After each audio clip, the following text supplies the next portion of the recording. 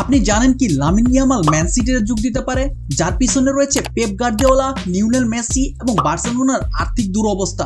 Football বিশ্বে এই মুহূর্তে সবচেয়ে বড় রিউমার হলো Lamine Yamal to Manchester City. মাত্র 18 বছর বয়সে যিনি বনে গেছেন বার্সেলোনার সুপারস্টার, তাকেই এবার ছিনিয়ে নিতে যাচ্ছে ইউরোপের অন্যতম জায়ান্ট ক্লাব ম্যানচেস্টার সিটি। আর এর জন্য নাকি বিশাল পরিমাণ অর্থ দিতে রাজিও তারা।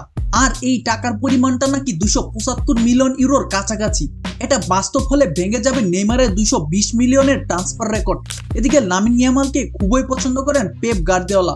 অন্যদিকে বারবার মেসিকে সাইন করাতে চেয়েও তাকে দলে ফেরাতে পারেনি ম্যানচেস্টার সিটি। তাই ভবিষ্যতের তারকা লামিনকে আগেভাগেই নিজেদের দলে টানতে চেয়েছিল সিটি। আর সে আসার পালে হাওয়া দেয় বার্সেলোনার আর্থিক দুরবস্থা।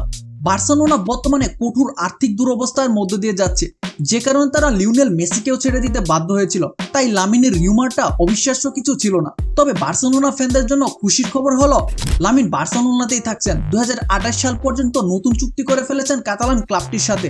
সেই সাথে যোগ করা হয়েছে 1 বিলিয়নের বিশাল পরিমাণ রিলিজ ক্লজ। এই নিয়ে লামিন বলেন, আমি বার্সেলোনাকে ভালোবাসি এবং এখানেই থাকতে চাই।